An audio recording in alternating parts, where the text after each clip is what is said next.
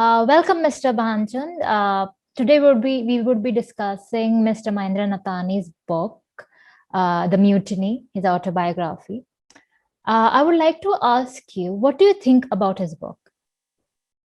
So, having read this book cover to cover, I really gleaned two different stories going on.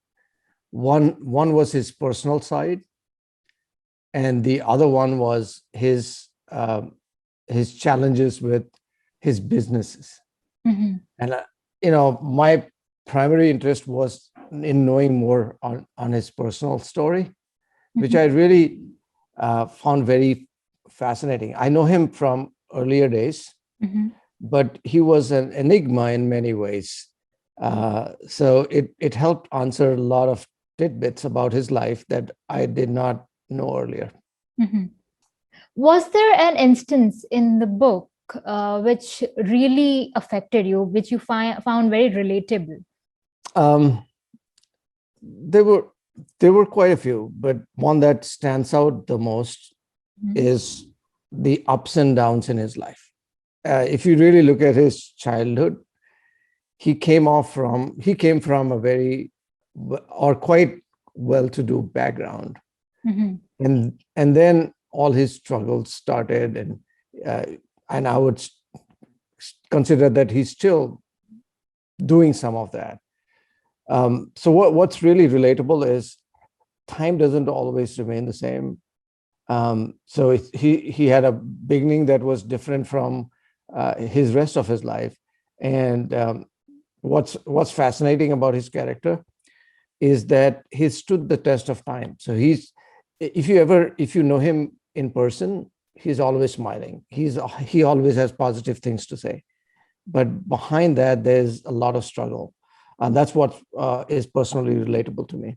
But this is a book, like over here, already know the author, right? And that's why it was more impactful for you, because you already know the author, and there were times where you didn't know about something about him, and then you got to know through the book. But what do you think, like normal people who don't know him, who read this book, what is a relatable instance in it that we as common people who read his book would find very like, oh yeah, this instance I would definitely relate to this, or something like that? Agree. So no two people read the same book, and I'm sure people are going to infer different things. What I found really fascinating is a common theme, which is life is not a bed of roses. Times change. And this is something that most people will be able to relate the ups and downs in their lives. And if there's a lesson to be drawn here, and that lesson, at least for me, is that if you're willing to have determination and are willing to work hard, you don't have to give up. You can succeed. Another question that I would like to ask you is, in the book, his story is pretty inspirational itself. But has that inspired you in any way? Has the book inspired you personally? Actually, yes, and in a very different way. What I loved about the book or his story is his candidness. He was as candid talking about the not so great things in his life, about his failures, as much as he talked about his successes. I mean, most people, including myself, have been guilty about, suppressing your failures. And with Mahendra Nathani, he lives life fully because he's willing to embrace his success as well as failures equally. That's pretty cool. In some sense, has the author's experience been a guide for you or for other readers to prepare them or prepare you for when you are experiencing the same or a similar situation? One takeaway for me, in terms of something new in this book is I have to be able to embrace and be honest about my life with self as well as others. So his boldness is what comes out, and the fact that we don't have to be afraid, and embrace both good and bad equally well, is what I take away. The honesty aspect, right? Be honest in your life with both the positives as well as negatives. I just read a couple, I think, first few chapters of his book. When I was preparing for this interview, I just read a couple chapters of this book, and I was like, I didn't know that Toyota was rice, and there was actually a court case about all the whole situation.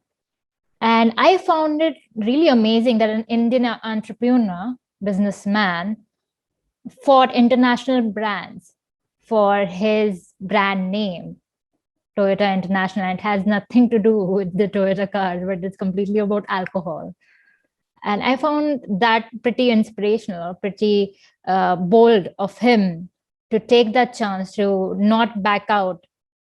Because in 2008, 2009, that was a time when we were more welcoming towards international brands instead of our Indian brands.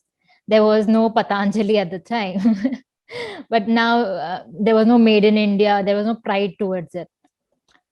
So there were more of international brands. So there were a lot of accusations for him that he is taking cover behind an international brand and putting his brand for that, and he fought that case.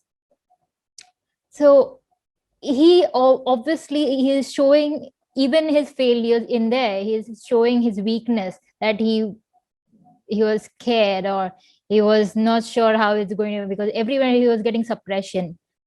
People were backing out, and a lot of things were going on at the time. And I found that pretty inspirational. And I'm glad to have this conversation with you for this book. I'm glad that you appreciate the book and you found it relatable as well. As an ending note, what would you like to say to Mr. Mahendra Nathani? I would like to show this interview to him. So definitely. I mean, he aside from the book, he's somebody that I know well and respect him. I do want to tell him that he needs to keep smiling and be his self despite all odds. I mean, his convictions about his businesses as well as family, if you take that aside, he's very steadfast in his support for his family and friends, which is very unique. It's not something that you see very often. So in his grit and determination is what I find very inspirational. Thank you so much for your time, Mr. Bhanchand. Thank you. It's nice meeting you too. And thanks for setting this up. Really appreciate it. Thank you for your time. You got up so early for this interview. So sure, no problems.